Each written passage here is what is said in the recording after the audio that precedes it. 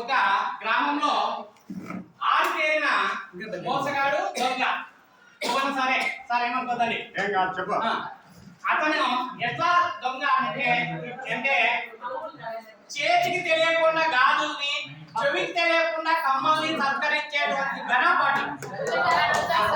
అంత ఘనపాటి తను ఏమనుకుంటాడంటే ఇంకా నాకంటే ఎవరు లేరు, దొంగ గజ దొంగ లేరు అని అనుకుంటూ ఉంటాడు.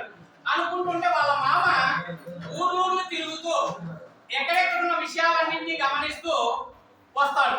ఇక్కడికి వచ్చిన తర్వాత ఏమమ్మా నా గురించి తెలుసు కదా, ఎక్కడైనా నాకంటే గొప్ప మోసగాన్ని చూసినావా అని అడిగితే నువ్వే తలదన్నేవాణి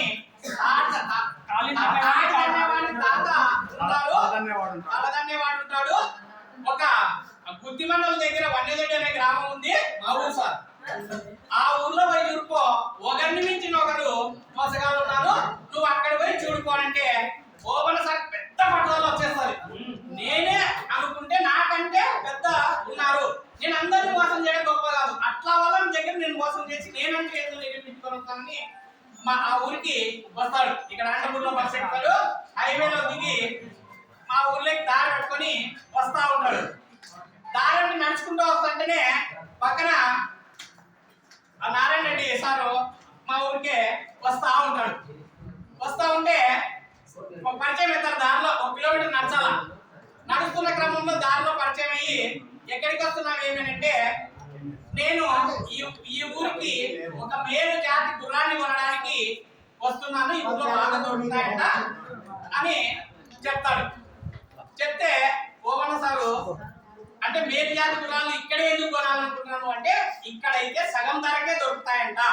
ఎందుకు సగం దొరుకుతాయంటే వీళ్ళు ఎక్కడెక్కడి నుంచో కొట్టుకొని వచ్చి అంటే దొంగలించి తక్కువ ధరకు అమ్ముతారంట అని వస్తున్నాను అని అంటే, అవునా అనుకొని సరే మళ్ళీ నువ్వు ఎంత కొనాలనుకున్నావు, ఎట్లా గుర్రాన్ని గుర్తిస్తావు అంటే నాకు అదొక్కటి తెలియడం లేదు, గుర్రము మేలు జాతి గుర్రం అని ఎట్లా గుర్తించాలనేది ఒక్కటి నాకు తెలియడం లేదు, నాకు ఎవరన్నా సహాయం చేస్తారేమో అని ఆలోచిస్తున్నాను అని నారాయణ రెడ్డి సార్ అంటే, ఓవన్న సారు తట్టుకో దొరికినాడు, కొంత అంత ఇంత ఇంత నొక్కేయచ్చని. దాని విషయంలో నాకు తిరుగులేదు. గుర్రం కళ్ళు చూసి ఎంత మేలుపైనదో, దాని యొక్క శరీరాన్ని చూసి ఎంత మేలు జాతి అనేది చెప్పడంలో నాకు నీతి ఎవరు రారు.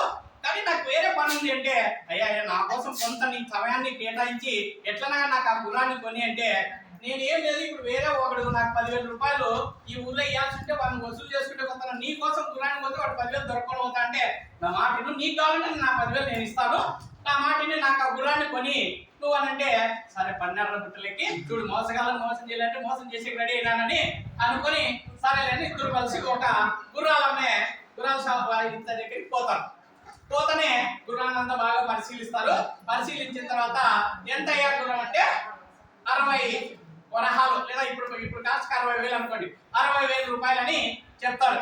చెప్తే మేము దాన్ని స్వారీ చేసి చూడొచ్చానంటే, దాన్ని ముందు చూసి చేయొచ్చు అని అంటే, నారాయణ సార్ గుర్రం వేసుకొని చెక్ చేస్తానని దాన్ని పరిశీలిస్తానని వేసుకొని పోతాడు. ఓవన్న సార్ ఏమిటో వస్తాడని చూస్తుంటే గంట 2 గంటలే 3 గంటలే రాడా, గుర్రం తీసుకొని అవుట్. ఆయన వెళ్ళిపోయినాడు. ఈయనేమో ఏదో మోసం నేను అతను చేస్తాను నన్ను వేసేదా అనుకొని గుర్రాల మేతను ఏమయ్యా డబ్బు అంటే, అతను ఎవరు నాకు తెలుసు, దావలో వస్తుంటే ఇట్లాంటి దండికి చూసినాము, అందరూ కలిసి వచ్చిన వాళ్ళే, ఇవన్నీ సంబంధం ఇలా ముందు 60,000 కడతావా లేకపోతే పోలీస్ స్టేషన్ పట్టిల్లా అంటే, నేనేదో మోసం చేయలేదు. ఇంటి నుంచి వచ్చేటప్పుడు ఎట్లా వచ్చింటాడంటే చెప్పేది మంచిగా, మంచి తెల్లని వస్త్రాలు వేసుకొని కిర్రు చెప్పులు వేసుకొని ఒక బాగా జమీందార్ లాగా ఓ పచ్చల ఆహారం వేసుకొని వచ్చింటాడు. మంచి చూసే ఇట్లున్నా మోసం చేసే గడి కడతావా లేదంటే ఆడ పోలీస్ స్టేషన్ కట్టిస్తారు అని చెప్పేసి 10,000 ఏమో ముందు అతను తెప్పించుకుంటాడు. 10,000 వచ్చేదని జోలు పెట్టుకుంటా 60,000 కట్టించేస్తారు. అంటే ఒక 50 సొంతాన్ని వెళ్ళిపోయా. అబ్బాయి ఎట్లయిపోయారా, ఒక 50,000 వేసేసిదే, నిజంగానే జాగ్రత్తగా ఉండాల్సిందే ఇంకా అని అప్పటికి కొంత ఆకలి అవుతుంది. ఓ హోటల్ పోయి తిందామని అక్కడికి పోతా ఉంటాడు. దానిలో ఆ 50,000 పోరు మిగిలిన ఆ వరహాల పట్టుకోటివి అవి గల్లు అని అంటుంటాయి. గల్లు అంటే వదిలేసారు. వస్తాడు పక్కన, ఏమయ్యా పెద్దోళ్ళు ఉన్నట్టున్నావు, ఈ ఊర్లో చాలా మోసగాళ్ళు ఉన్నారు, నువ్వేమో వరహాలు ఊలాడించుకుంటూ పోతున్నావు, దాని నువ్వు చూసినారంటే కొట్టేస్తారు. నేను నీకోసం ఏమంటే పెద్దోడు ఉన్నట్టున్నావు, ఒక సంచి ఇస్తాను తీసుకో, దాంట్లో వేసుకోవాలని అంటాడు. మంచోడు ఉన్నట్టున్నాడు, నా కోసం ఏదో శ్రేయాభిలాషి అని ఆ సంచి తీసుకొని సంచిలోకి వేసుకొని మూట కట్టుకొని అక్కడ పెట్టేసి జోలు పెట్టుకొని టిఫిన్ తిందామని ఏదో ఇప్పించుకుంటాడు. ఇప్పించుకుంటానగానే ఆ నాగరాజు ఒకసారి వస్తాడు. వచ్చి దొంగ దొంగ పట్టుకొని అంటాడు. ఎక్కడ ఎక్కడ ఎక్కడ అంటే చూస్తేనే నా డబ్బులు పోయినాయి అంటే అందరు ఇక్కడ ఉన్న వాళ్ళు ఎవరు కదలొద్దండి చూద్దామంటే ఏమయ్యా డబ్బులు ఏం పోయినాయి, నీవు ఎక్కడ పోయినాయంటే అయ్యా నాది ఎర్రని సంచి, ఎర్రని సంచిలో 50 వరహాలు ఉన్నాయి, అది నాది ఎవరి దగ్గర జోలో ఉందో చూడండి వస్తారు. ఎర్రని సంచి ఇందులో ఆనవాళ్ళు చెప్తాను. నేను నా పేరు ఓబ్లేసు, నాది గుత్తి మండలం, నాది బాచిపల్లి, కూడా రాష్ట్రం దాంట్లో కావాలంటే చూసుకోండి. చూసి ఓబ్లేస్తుంది బాచిపల్లి ఉంది ఎంత ఎవిడెన్స్ తో చెప్తాను. లేదు నాకు ముస్లాం ఇచ్చి సంచి దాంట్లో నువ్వు ఎన్ని చెప్పినా ఇవన్నీ చెప్పదు, అంత ఎవిడెన్స్ చెప్తాను. ఎర్ర సంచి చెప్పా, దాంట్లో పేరు అడ్రస్ ఉంది కాబట్టి డబ్బులు ఇచ్చేసే అని చెప్తాడు. ఆడొక 50,000 పాయ, ఈడొక 50,000 పాయ తెచ్చింది మొత్తం అయిపోయింది. ఆటలేమో దంచుతా ఉంది. ఏం చేద్దామప్ప అనుకొని ఇంకేమున్నాయి చూసుకుంటాడు. చూసుకుంటే పచ్చల హారం ఉంది. సరే ఉంది ఎట్లా దీన్ని నమ్ముకొని కానీ చూద్దాం అనుకొని పచ్చల హారం తీసి అమ్మడానికని పోతాడు. పోతనే ఒక షాప్ కాడ అడుగుతాడు. ఇప్పుడు తండ్రి చూసినాం అన్ని మంచి ఎవరో కొట్టేసుకొచ్చింటారు, ఎవరు కొనమని చెప్తా ఉంటారు. ఎట్లా బాగా కనీసం నా సొమ్ము నేను అమ్ముకొని తిందామంటే కూడా అమ్మలేని పరిస్థితి వస్తుంది. ఏ విధంగా అంటే ఒక పిల్లోడు వస్తాడు. ఏమయ్యా పెద్ద ఆయన ఉన్నట్టున్నావు, ఏందో చూస్తున్నావు అంటే ఏం లేదా ఆకలి అవుతుంది దీన్ని అమ్ముకుందామంటే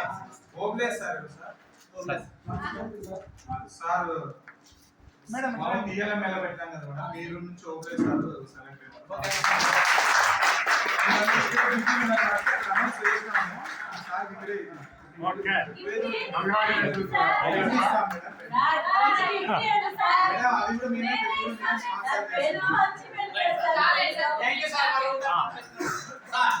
ఆ పిల్లవాడు వచ్చి ఏమయ్యా అంటున్నావే అంటే ఆకలి అవుతుందా, కనీసం నాది అమ్ముకున్నామంటే ఎవరు కొనడాన్ని ఆ షాప్ కాడికి పోయినా ఏం చేయాలా అంటే నీ కోసం నేను ఒక మంచి షాప్ చూపిస్తా.